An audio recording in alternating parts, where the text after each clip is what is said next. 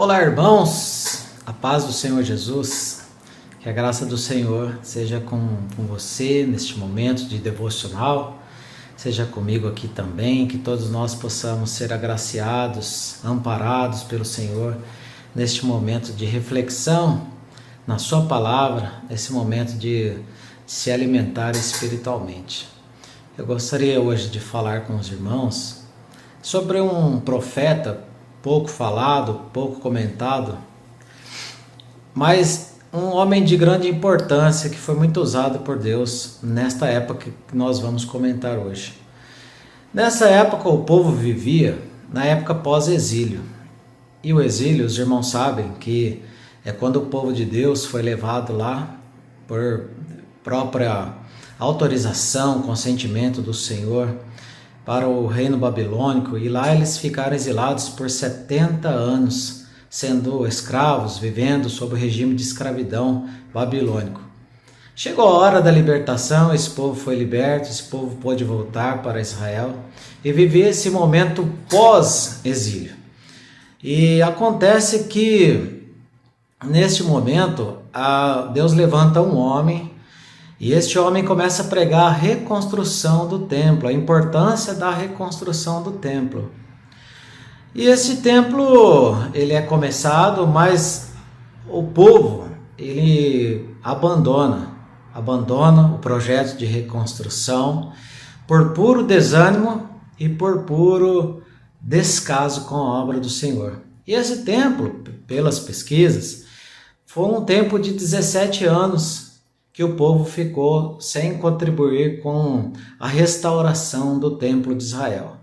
Neste momento, Deus levanta um homem, e este homem então é o profeta Ageu, e esse profeta começa, por intermédio do Senhor, a profetizar a importância da reconstrução do templo, porque naquela época o templo era o local das maravilhas, da operação do Senhor, onde ficava a Arca da Aliança.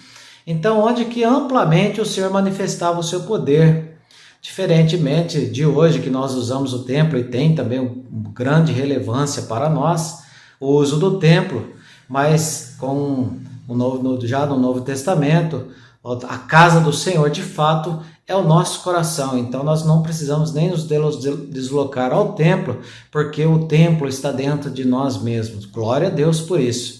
Mas naquela época era o local da grande manifestação do Senhor. Então o povo faz uma consideração, uma ponderação interessante para Ageu, dizendo assim: olha, não é ainda o tempo, não chegou o tempo ainda da construção, da reconstrução. Ainda não é chegado o tempo. E Deus levanta este homem para dizer exatamente isso para ele: olha, o povo está pensando dessa forma, que não é o tempo ainda da reconstrução. É onde Ageu inicia o seu ministério e começa a pregar para este povo, e trazendo no seu livro os propósitos de reconstrução do templo, e isso é atrelado ao que seria, como resultado para aquele povo, o retorno das bênçãos de Deus para Israel. E algumas frases que traz aí logo no primeiro capítulo do livro, onde ele fala assim que aquele povo, por intermédio de Deus, na sua profecia, ele diz: vocês têm semeado muito e têm recolhido pouco, vocês comem, mas vocês não se fartam, vocês bebem, mas vocês não se saciam, vocês se vestem, mas não ficam aquecidos, recebem salários, e o salário é como se você colocasse num saco furado, e ele não para por ali. Então, irmãos, o que eu gostaria de trazer para nós neste momento de reflexão, se nós estamos dando ou não importância para as coisas que são de Deus. O recado de Deus era claro para aquele povo, no sentido de que eles estavam dando mais valor para as coisas que eram propriamente deles do que o próprio templo. Ele falava, a própria profecia tratava do seguinte: vocês dão mais valor para suas casas. O povo abandonaram o projeto de reconstrução para se dedicarem à construção de suas próprias casas. E esta era a indignação de Deus, e para isso Deus levantou um homem. Nós podemos tirar um aprendizado neste devocional no seguinte sentido: nós estamos dando o valor devido às coisas que são sagradas, que são eternas, que são incorruptíveis. Nós estamos dando valor exato àquilo que é reino de Deus, aquilo que representa o reino de Deus nas nossas vidas, ou nós estamos dando valor para as nossas próprias coisas, para as nossas próprias edificações? Nós vivemos num momento de pandemia e estamos talvez daqui a pouco saindo desse momento de pandemia.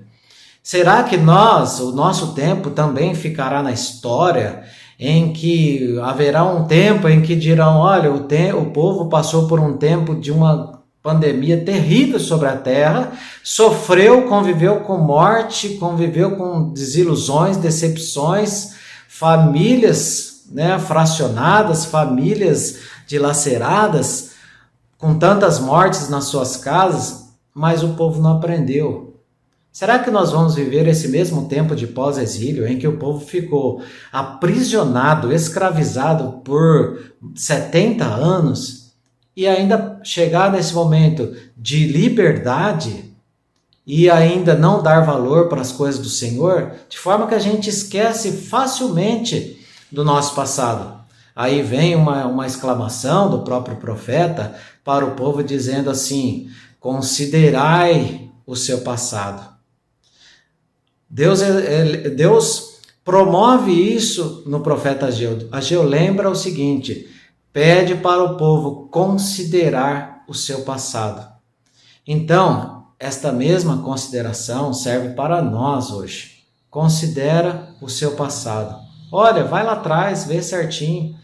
Considera, olha tudo que Deus fez por mim, tudo que Deus fez por você. Vamos reconsiderar o passado e vamos nos voltar ao Senhor e zelar por aquilo que é dele, por aquilo que pertence a ele. As nossas vidas pertencem ao Senhor. Vamos considerar o nosso passado e vamos voltar ao Senhor. A palavra do arrependimento pregada por Ageu e pregada ao longo dos anos e pregada até hoje, serve para nós nesse momento de reflexão. Arrependimento, considerar o passado. E eu termino esse momento de devocional lembrando as palavras do apóstolo Paulo. Paulo disse assim: esquecendo-me das coisas que para trás ficam, eu prossigo para o alvo, para o prêmio da soberana vocação que há em Deus. Esquecer o passado, certamente, que eu entendo, posso entender com o apóstolo Paulo, não que simplesmente ele pegou como se fosse um papel e rasgado toda aquela história do seu passado, um passado de desobediência, um passado sangrento, um passado de destruição, um passado de açoites aos seguidores do Evangelho. Não, é como se ele tivesse pedido para o Senhor: Senhor, me leva até o passado, segura na minha mão. Eu quero consertar todo o passado, eu quero considerar esse passado, analisar certamente tudo o que eu fiz e juntamente com o Senhor percorrer toda essa trajetória de destruição e refazer e reconstruir tudo aquilo que eu fiz de errado. Então, certamente o Senhor o tomou pela sua mão e ele percorreu por todo esse trajeto e se consertou com Deus, se consertou na história, de forma que ele pôde dizer para Deus: eu esqueço, agora sim, eu posso esquecer do passado, aquilo que passou, já reconsiderei, estou afinado com Deus, e agora eu posso sim enterrar esse passado, porque eu já pus nele o meu arrependimento, um arrependimento genuíno. Então eu posso agora, a partir de agora, partir para pensar somente naquilo que é eterno na minha vida, que é aquilo que realmente interessa, que é pensar naquilo que é eterno, naquilo que é duradouro para sempre, que é a nossa morada com o Senhor, mas com o coração limpo, sem nada a dever com relação ao nosso passado. Que nós possamos ser amplamente alcançados pela graça e pelo poder do Senhor, e que o nosso passado seja mais uma vez considerado. Um grande abraço, que Deus te abençoe, obrigado por ter permanecido até aqui. Permaneça nas bênçãos do Senhor e vamos trabalhar para o reino de Deus. Amém e amém.